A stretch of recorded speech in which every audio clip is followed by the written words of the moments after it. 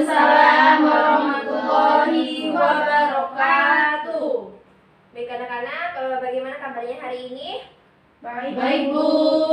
Oke, sebelum kita memasuki pelajaran pada hari ini, kita mengucapkan lafaz basmalah. Bismillahirrahmanirrahim. Oke, Bu mau tanya, siapa yang nggak hadir hari ini? Masuk semua, Bu. Masuk semua? Iya, Bu. Nihil? Iya. Oke, nah sekarang kita akan memasuki pelajaran selanjutnya, yaitu pelajaran fikih. Materi yang akan Ibu sampaikan pada hari ini adalah mukabaroh. Ada yang sudah tahu mukabaroh itu apa? Belum. Oke, nanti Ibu akan menjelaskan. Jadi Ibu harapkan untuk pembelajaran pada hari ini, Ibu mengharapkan kalian bisa memaknai atau memahami apa itu mukabaroh dan kalian bisa mempraktikkan bagaimana bermukabaroh dengan baik. Oke, sekarang Ibu akan menjelaskan tentang mukabaroh ya. Ya, Bu.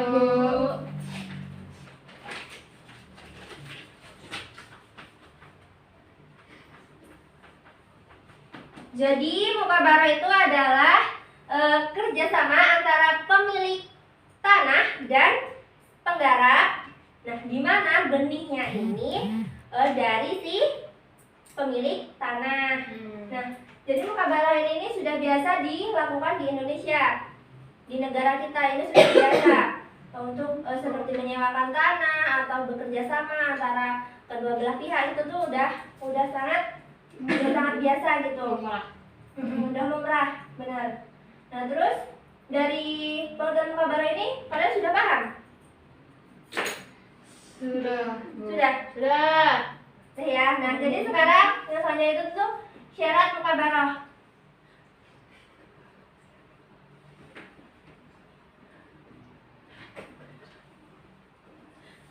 Nah, yang pertama itu syarat mukabaroh itu ada pemilik tanah dan si penggarap yang sudah balik dan berakal. Jadi pemilik tanah dan si penggarap ini sudah harus balik. Jadi tidak boleh di bawah umur. Terus yang kedua itu ada benih. Nah, benih ini kan dari si pemilik tanah. Nah, jadi benih ini harus yang jelas. Jelas yang maksudnya itu tuh menghasilkan. Benih ini menghasilkan. Jadi di antara kedua belah pihak ini, di antara si pemilik tanah dan si penggarap saling menguntungkan. Jadi tidak ada yang dirugikan. Terus yang kedua itu ada lahan. Jadi lahan itu tuh harus dibatasi. Maksudnya misalnya si pemilik tanah ini menyewakan 1 hektar, berarti yang dikelola oleh si penggarap itu ya cuma 1 hektar, nggak boleh lebih. Jadi itu maksud ya. Terus yang kedua itu hasil. Nah, hasil ini ketika si pemilik tanah dan si penggarap harus mengadakan pertemuan atau pertemuan di mana hasil ini sudah ditetapkan atau ditentukan agar nanti ketika si penggarap ini sudah menghasilkan hasil panennya, jadi tidak ada lagi yang namanya perselisihan antara si penggarap dan si pemilik tanah, itu tidak ada perselisihan lagi. Nah, terus yang kedua itu yang selanjutnya itu jangka waktu. Nah, jangka waktu ini harus ditetapkan. Misal si pemilik tanah ini menyewakan tanahnya atau memberikan memberikan hak kepada si pengelola, itu harus ada jangka waktunya. Misal 2 tahun. Pak, saya memberikan kebun ini, ya, tanah ini nanti Bapak kelola dalam jangka waktu 2 tahun gitu. Nah, nanti ketika sudah di lebih dari jangka 2 tahun, itu sudah tidak berpengaruh lagi. Maksudnya mukabaroh ini sudah tidak bisa dijalankan lagi kecuali si penggarap dan si pengelola ini, si penggarap dan si pemilik tanah ini melakukan ijab kabul lagi. Ya, Bu. Nah, terus yang terakhir itu peralatan peralatan ini harus dibebankan kepada si penggarap. Jadi si pemilik tanah ini hanya memberikan atau mengelolakan kebunnya untuk dikelola oleh si penggarap. Jadi mau itu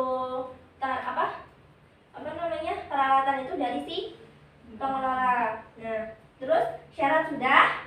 Dari syarat ini kalian sudah jelas ya? Iya, Bu. Kok nggak semangat sih? Iya, Bu. Nah, iya, Bu. Oke, Mita. Latihan terus mudah-mudahan. Diam ya, diam. Sekarang yang selanjutnya ada rukun. Rukun mukabarah.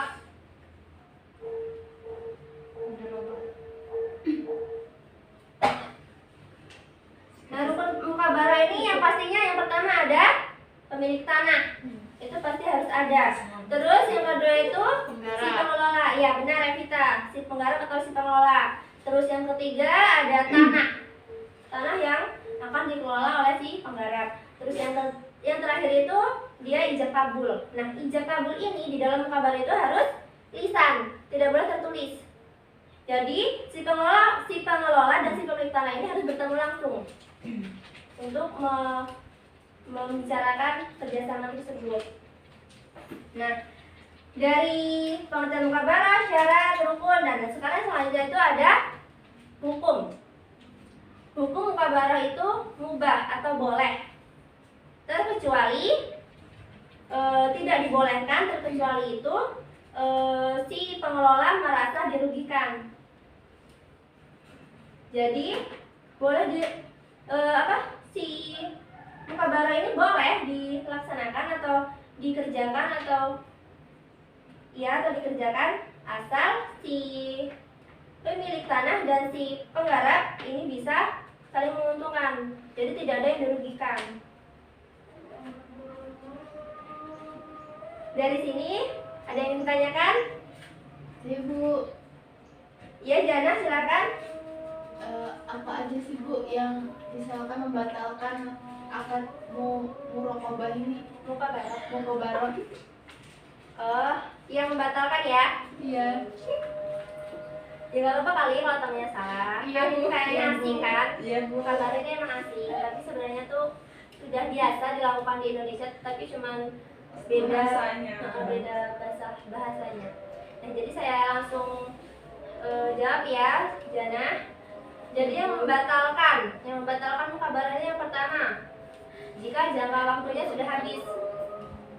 Jadi jika jangka waktunya sudah habis, maka mukabarah ini sudah tidak dapat dilakukan Lagi. Ya. Nah, terus yang kedua itu tanah si pemilik lahan ini dijual.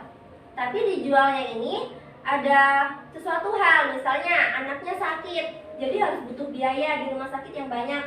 Nah, jadi tidak mau tanah atau lahan yang dikelola oleh si penggarap harus dijual karena anaknya tadi sakit. Nah, terus yang ketiga itu adalah si penggarap atau si pemilik tanah meninggal dunia. Jadi salah satu dari si penggarap dan si pengelola, dari si penggarap dan si pemilik tanah ini ada yang meninggal dunia. Jadi bisa dikatakan mukabarah ini dibatalkan. Terus yang terakhir itu terkena bencana alam. Jadi jika terkena bencana alam ini otomatis mukabarah ini dibatalkan, sebab nanti ditakutkan si pemilik tanah akan merasa dirugikan kalau misalnya si pengelola ini masih menginginkan keuntungan dari lahan yang dikelolanya. Dari situ jelas? Jelas, Bu. Nah, oke. Nah, sekarang ibu punya tugas buat kalian. Bukan tugas ya, tapi kayak kalian itu berperan. Jadi ada yang berperan sebagai pemilik tanah dan ada yang berperan sebagai penggarap. Jadi siapa yang ingin maju duluan? Ibu. Atau ada yang mengawali? Saya, Bu. Ya, kita dengan siapa? Dengan Risa. Oke, silakan maju.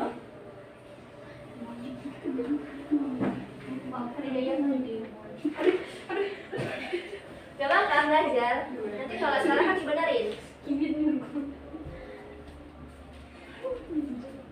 Siapa yang jadi pemilik tanah? Saya, Bu. Lisa ya? Iya. Berarti yang penggarap Evita. Oke. Oke teman-teman, di sini saya dan Evita ingin mempraktekkan gimana sih mukabaroh itu. Nah, di sini saya sebagai pemilik kebun, Yang sini dia sebagai pengelola gitu. Oke. Diam ya, jangan ada yang ketawa. Saya mempunyai ladang dan di sini saya sudah tidak bisa mengurusnya lagi atau mengelolanya.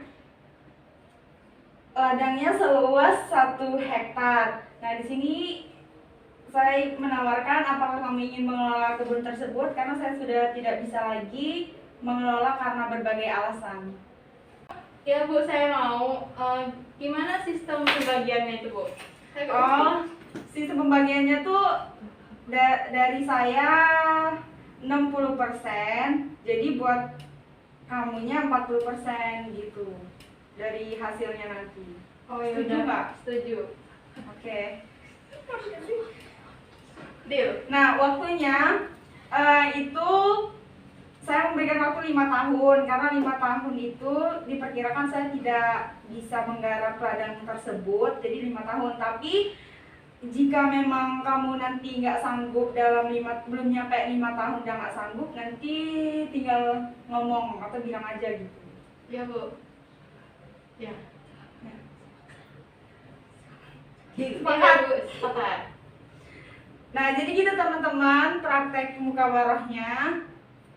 Semoga kalian paham. Oke, terima kasih. Tepuk tangan buat teman kalian. Ada yang ingin mencontohkan lagi? Happy Nita. Ada yang mencontohkan lagi? Jana, coba sama selfie. Gak apa-apa. Cukup Bu. Cukup. Iya. Aku Oh ya tahu. sudah. Tapi dari situ jelas ya anak-anak ya? Jelas Jelas, Bu. Bu. Sudah paham. Benar, sudah paham? Sudah. Sudah cukup ya? Cukup. Jelas? Jelas. Sudah jelas? Jelas. Ya. Berarti besok ibu tanya lagi. Iya, Ya, Bu. Baik, Bu. Oke, nah hikmah dari pembelajaran hari ini yaitu mukabaroh ini, menguntungkan antara si pemilik tanah dan si pengelola. Terus yang kedua itu menyejahterakan kehidupan masyarakat. Jadi yang pengangguran jadi punya penghasilan atau pekerjaan. Terus yang selanjutnya itu tuh menjalin silaturahmi. Jadi tidak ada batasan antara si miskin dan si kaya. Iya Bu. Mungkin cukup sekian yang Ibu dapat sampaikan hari ini ya. Iya, Bu. Kurang dan lebihnya itu Ibu mohon maaf. Ibu akhiri. Wassalamualaikum warahmatullahi wabarakatuh. Waalaikumsalam warahmatullahi